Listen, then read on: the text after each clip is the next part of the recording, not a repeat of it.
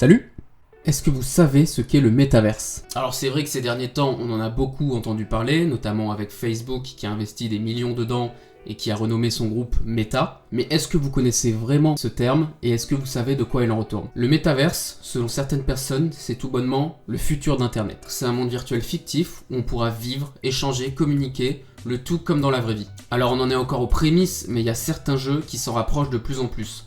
Par exemple, on a pu vivre des concerts dans Fortnite, on a pu regarder des films dans GTA Online. Ce sont toutes ces expériences que l'on peut faire dans la vraie vie qui sont retrouvées dans des jeux vidéo. Dans les années 2000, il y avait le jeu Second Life qui avait secoué Internet à l'époque. On pouvait y devenir propriétaire, y faire du shopping et recevoir des objets dans la vraie vie. Toutes les entreprises essayaient d'être sur ce métavers.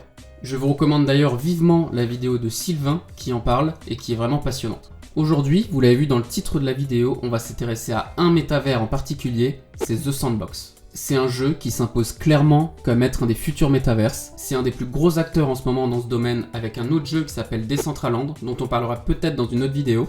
Après 4 ans de développement, le jeu vient de sortir son alpha, c'est-à-dire un test gratuit pour tous ceux qui voudraient tester les différentes features du jeu. Chose importante qu'il faut savoir, on peut devenir propriétaire dans le jeu. On peut littéralement acheter des parcelles de terrain pour y construire des expériences pour les autres joueurs, pour y construire une maison, pour exposer ses NFT. Bref, je vais tout vous montrer dans un instant. Il faut savoir que l'alpha est gratuit pour tous, mais il y a plein d'expériences que l'on peut tester en achetant un alpha pass. Alors vous allez me dire, Axel, tu vas tout nous montrer, t'as acheté un alpha pass. Eh bien non, parce que ça vaut 12 000 $. Et je ne les ai pas. Eh oui, ça vous surprend. Alors en ce moment, le jeu fait beaucoup parler de lui, parce que beaucoup d'artistes s'y associent. Vous pouvez acheter un terrain et être littéralement voisin de Snoop Dogg. Donc si ça vous tente... Snoop Doggy Dogg. Alors qu'est-ce qu'on attend? Pour les terrains aussi, les prix sont assez hauts. C'est au moins 10 000 $. Donc on est sur les prémices d'un métaverse, mais qui n'est pas du tout accessible à tout le monde. C'est ça qui est un peu dommage, je trouve. Autre chose un peu dommage, c'est qu'actuellement, les joueurs de The Sandbox sont plutôt des gens qui vont rechercher du profit plutôt que des vrais joueurs, des vrais gamers en soi. Mais c'est un nouveau modèle de jeu vidéo et les grands éditeurs vont forcément devoir s'adapter. Et on se retrouve directement, voilà, The Sandbox, ça se présente exactement comme ça. Pour chaque petit portail, on va pouvoir vivre une expérience différente. Première chose très intéressante, dans le jeu, les NFT sont incorporés. Alors le jeu a mis ça en avant et a créé une NFT Collection. On peut visiter et voir quels sont les NFT détenus par les joueurs. Alors ceux qui connaissent un peu le milieu des NFT savent que par exemple ce NFT est très connu. C'est le projet Bored Ape Yacht Club qui se vend à des milliers d'euros. Mais encore une fois, on n'est pas là pour parler argent. Même si j'en ai déjà pas mal parlé.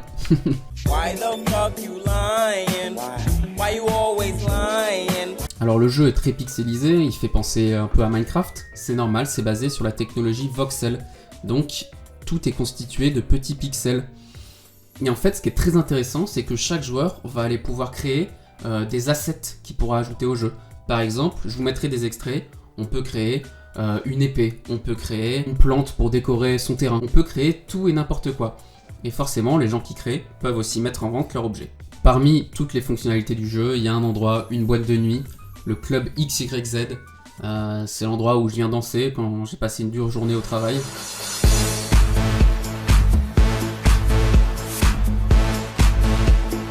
Je vous disais tout à l'heure, on peut être propriétaire dans le jeu, on peut acheter une parcelle de terrain, plus ou moins bien située, il y a un vrai cours de l'immobilier, c'est pas une blague.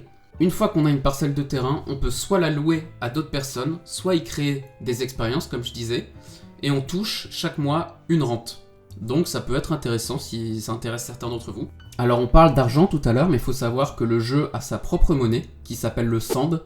Cette crypto-monnaie a un cours que l'on peut suivre. Vous pouvez vous-même investir dans le Sand si vous croyez au futur du jeu, si vous avez envie de vous faire de l'argent. Vous pouvez aussi tout perdre, hein, bien sûr, c'est pas du tout un conseil financier. Mais c'est très intéressant de voir que même si c'est juste un jeu vidéo, on peut y faire vraiment, et c'est l'ambition du métavers, tout ce que l'on fait dans la réalité. Pour terminer cette petite vidéo, je voulais vous dire que c'est la première fois que je parle des métavers sur cette chaîne YouTube. Sûrement pas la dernière parce que c'est vraiment un sujet passionnant et super intéressant. Alors on peut légitimement se dire que ça fait peur. Pour les générations futures, que tout se passe sur internet et qu'on n'ait plus d'interaction dans la vraie vie. Moi je pense qu'il faut voir ça du bon côté, ça reste un jeu vidéo, ça permet aussi des interactions sociales. Les métavers, c'est vraiment une avancée technologique énorme. que ce soit parce que c'est intimement lié à la technologie blockchain, et aussi parce que plus tard ça se jouera en réalité virtuelle ou en réalité augmentée. Donc je pense qu'il faut voir ça d'un bon œil, d'un œil critique aussi, c'est important, mais ça nous réserve, je pense, de très très belles choses. Voilà, n'hésitez pas à me dire si la vidéo vous a plu, c'était une vidéo assez courte, mais je voulais vous parler de ça, je voulais vous présenter un peu ce jeu qui vraiment une très belle promesse d'avenir, et ça va être intéressant de voir comment il va évoluer. Je vous en présenterai peut-être d'autres si ça vous intéresse. N'hésitez pas à vous manifester dans les commentaires si ça vous intéresse, mettre un like, vous abonner aussi bien sûr. D'ici là, on se retrouve bientôt pour une prochaine vidéo. Je vous embrasse. Salut!